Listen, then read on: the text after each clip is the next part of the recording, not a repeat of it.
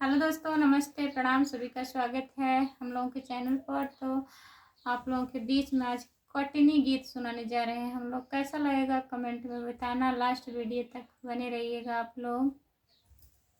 जाया जा विदेशवा बताई के जाया, जाया जा विदेशवा बताई के जाया, मोर बलमुआ हो, मोर सजनवा हो, गेहुआ कटाई के जाया, मोर बलमुआ हो, गेहुआ कटाई के जाया।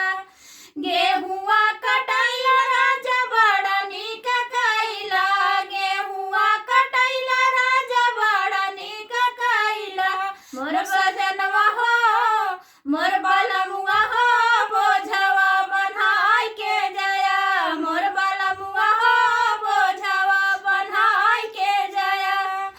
जाया जा विदेशवा बताई के जाया, जाया जा विदेशवा बताई के जाया, मोर बलमुआ हो, मोर सजनवा हो, बोझवा बन्हाई के जाया, मोर बलमुआ हो, बोझवा बन्हाई के जाया।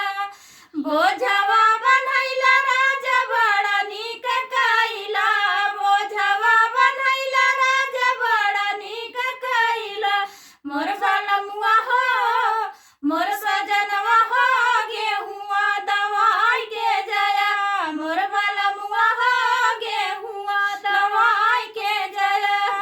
जाया जा विदेशवा बताई के जाया, जाया जा विदेशवा बताई के जाया, मोर बलमुआ हो, मोर सजनवा हो, गेहुआ दवाई के जाया, मोर बलमुआ हो, गेहुआ दवाई के जाया।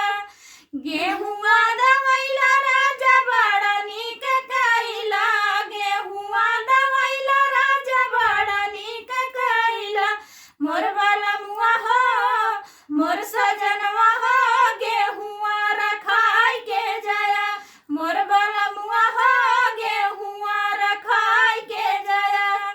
जाया जा विदेशवा बताई के जाया, जाया जा विदेशवा बताई के जाया, मोर बलमुआ हो, गेहुआ धराई के जाया, मोर बलमुआ हो, गेहुआ कटाई के जाया। तो कैसा लगा आप लोग कमेंट में बताना। जरूर बताना भाई।